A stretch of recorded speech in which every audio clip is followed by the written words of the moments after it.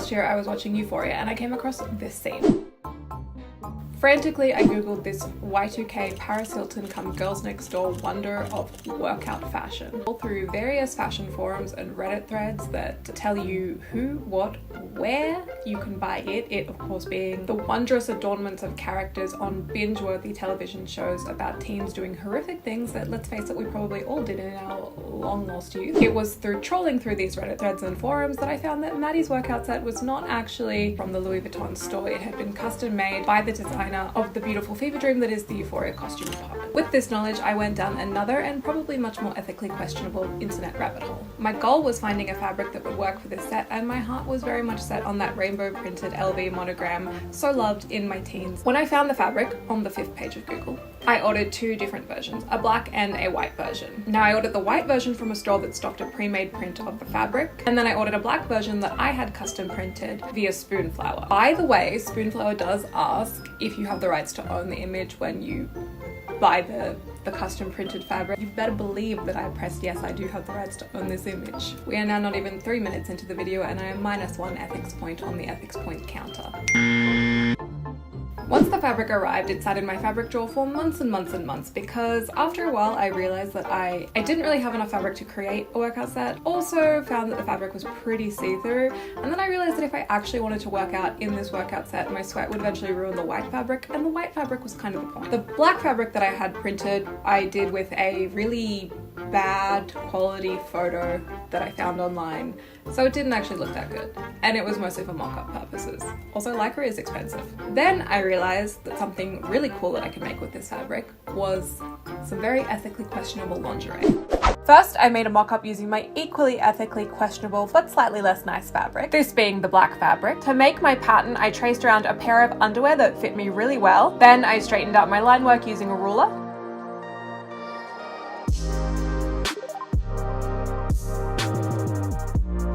I divided the pattern in half and I cut out 2 pieces of the fabric on the fold.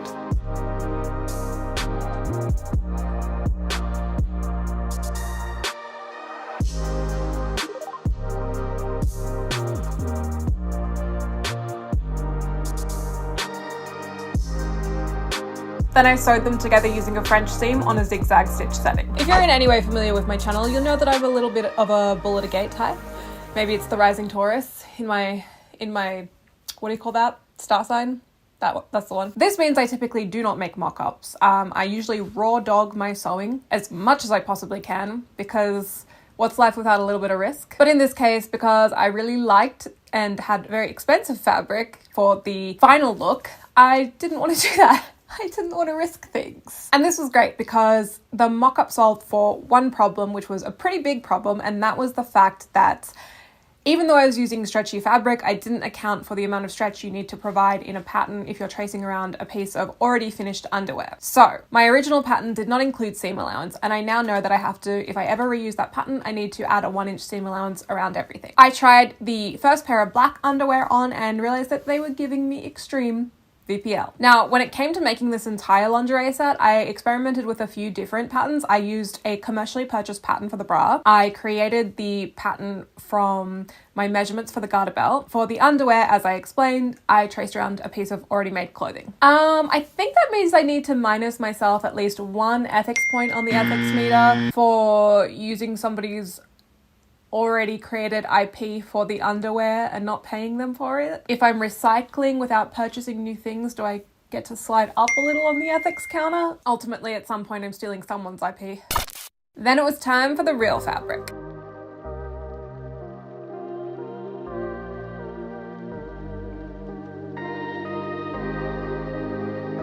To sew the final piece of underwear together, I used a French seam. So a French seam works by sewing everything with the right side facing out, which sounds counterintuitive, but then you flip everything inside out and you sew your final seams with the fabric inside out the way you normally would, and this means that the French seam is tucked inside a nice little house that it can live in and, you know, not fray in. It's good to give your seams a home. Because I was working with stretch fabric, I had my machine set to a zigzag stitch. I ultimately liked having a stitch length of 1 and a width of 5. I'm not really great at the technical components of sewing yet. I don't know what all the words mean. I will insert a photo here of my stitch settings for you. To finish off the underwear, I added a lingerie elastic around the edge. The way that I did this was I initially sewed with the frilly side facing down into the underwear, and then after sewing that, I would flip the underwear over so the frilly side would face up, and this would also finish my seam really nicely and prevent fraying and make everything look really neat and tidy. Next, it was time to move on to the garter belt. I'm going to give you a really quick lesson on how to take some base measurements to create your own pattern. That's what I did to create the pattern for the garter belt. I actually didn't have a predetermined design. I just had a kind of general vision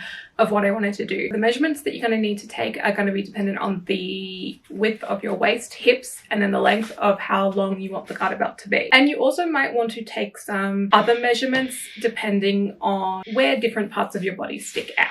So if your stomach were to stick out a lot further than your hips, you might want to take measurements around your stomach and keep an eye on how you're going to use those in creating the pattern. So typically what I will do is I will take a measurement around the smallest portion of my waist, and I'll bring that a little bit. My hips, I typically take it at the widest point, which isn't quite at my hip bone because my hip bones are quite a bit smaller than my thighs. Then what I'll do is I will take a measurement of the length. So from my waist to roughly where I would want the garter belt to end. And from there, what I do is I draw a mock-up of these patterns onto a piece of paper using a ruler. And then I'm going to kind of sketch in curves of where my waist sits and what it roughly looks like. You can use a mirror to reference this. What I'm also going to do is I'm actually going to divide my waist and hip measurement by 4, and I'm going to draw this pattern out with a straight line down the center, which will denote when I need to cut it on the fold for the front section or when I need to cut 2 halves for the back section to fit closures into the back.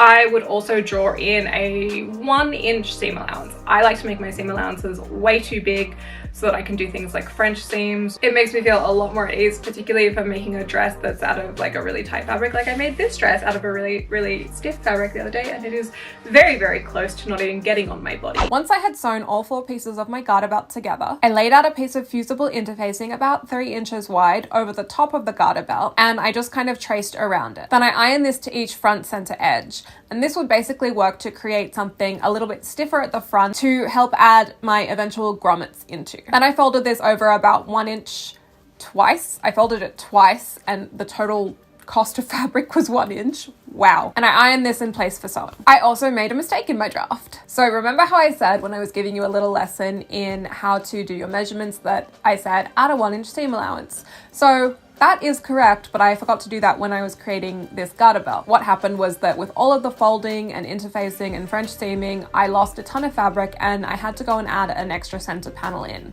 But this mistake worked out really well because then I had a backing for the eventual ribbon that I would put through. So once I had sewn the whole garter belt together and placed a zip in the back, I popped it onto my mannequin so I could test out what it looked like as a whole, and I decided to cut it down a little bit shorter. Here is where I'm up to with the ethically questionable lingerie. I have put a fabric interfacing behind this section, sewn this here. What I will be doing is getting my awl and putting holes in here, and then adding some cord to the front to pull everything together and make it tight. I'm also going to add a bunch of boning. Apparently, is that a hole? No, that's just print. I've also stitched this the wrong way. Now, if I spin her around, you can see all the things that I have done upside down. So that's, you know, sad. I had limited amount of this fabric and I have messed up, so it's very cool. Not really. So I put a zipper in, and this zipper unclasps at the bottom so you can fully take it off at the back and just zip it up for easy on and off, which I think is a good design. What I need to do here is I need to organize how I want the front to sit. I think I just want to measure like a kind of V shape down here, probably at this yellow star point in the pattern, and like curve it down so it's sort of even and gives like a fun, nice little hourglass shape. As far as everything else, I'm still working on the bra. Bras are really hard to make when you want to put padding in them apparently, so that's been fun to figure out. I have finished the underwear. It's the one thing I finished. Check it. I'm just showing you guys my knickers, it's fine. I put copper dye in my hair, like copper shampoo, and it looks cool now, but 2 days ago it looked really rank. They fit really well and they're really comfy. I didn't add a gusset because I just don't have any extra fabric that would work for a gusset right now. I've got no like stretch cottons or plain lycras that wouldn't be see-through under this, so yeah. In general, it is advised to add a gusset, but you can get away without it. As long as you're not planning on wearing these underwear by themselves, in which case they would probably be quite see-through.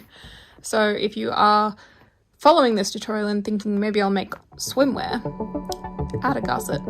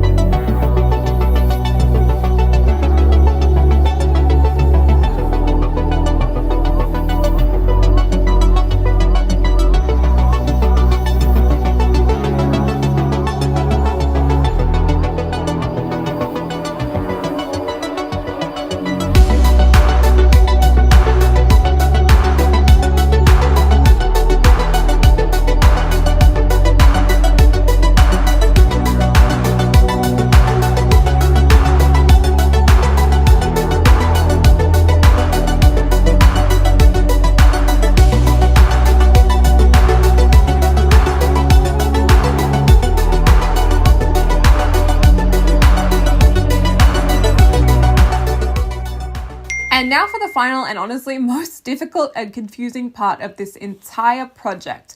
That was making the bra. I'd never attempted to make a bra. This was my first time. So for this, I did use a commercial pattern that I purchased from Etsy. To make a bra, you need quite a few notions. You need a hook and eye back. You need some kind of elastic, typically pico or lingerie elastic, to create the bra straps. I used the remainders of my lingerie elastic, but I wouldn't recommend doing this because it was a little bit thin and I think it's gonna lose elastic quite fast. So I might redo these straps eventually. Then you need underwire in your cup size. And unfortunately, I bought most of my notions from Amazon, which means I am sliding down that ethics scale. Actually, I might be able to slide up on that ethics meter a little bit because my underwire wasn't purchased from Amazon. It was ripped from an old bra that was falling apart that I wanted to recycle, which I think is smart and cool. I then sewed the underwire casing to the bra using a straight stitch, but I would recommend that you also pin in any padding and your lining as you're doing this and you get it all sort of hooked up in one neat little package, which I didn't really get. The inside of my bra is a little bit of a mess, but it does work, provides support, and looks nice on the outside. Ultimately, my padding is kind of the problem that I need to redo because it ended up a little bit lefty-loosey and not exactly righty-tighty. Hello, okay, I'm gonna show you guys where I'm up to with this brassiere. I think I'm gonna redo it because I don't think that I've actually done a particularly good job. For all intents and purposes, it kind of looks finished, but the inside with the cups is a bit of a mess and I'm not super happy with the neatness of the stitching around the underwire casings. So I think what I'm going to do is I'm going to redo some of that, unpick mostly just these center sections with the padding and figure out what to do there, figure out how to maybe put a lining in to cover it up and make it look really nice and neat on the inside. And that's where, you know, that's where I'm going with that. Who would have thought that bras, a pattern piece that contains like 6, 7, 8, 9, 10, 11 or 12 possibly pattern pieces. Who would have thought they'd be difficult to make? Plus padding, plus wire, plus straps, plus hooks for straps, plus closures. There is a lot going on.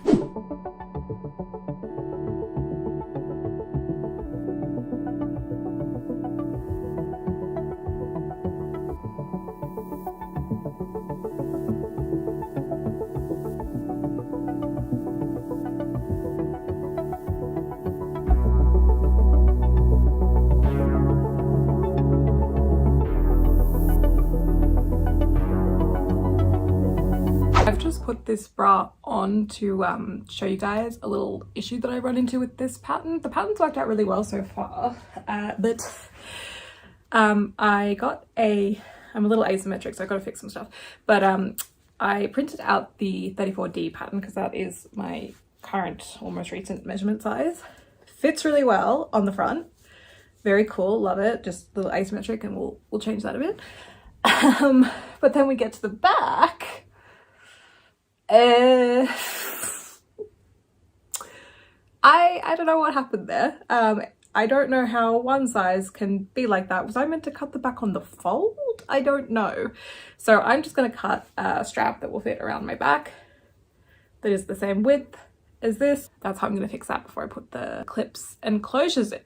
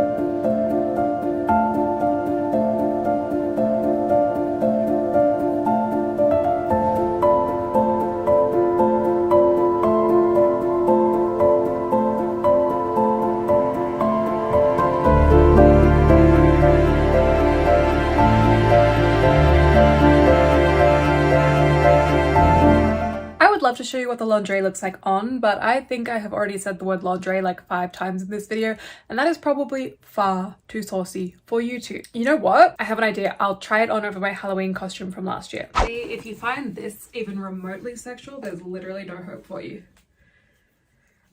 How do I get this on? Oh, that's the bottom. I should know that I made this. Yes, the pumpkin beret was necessary.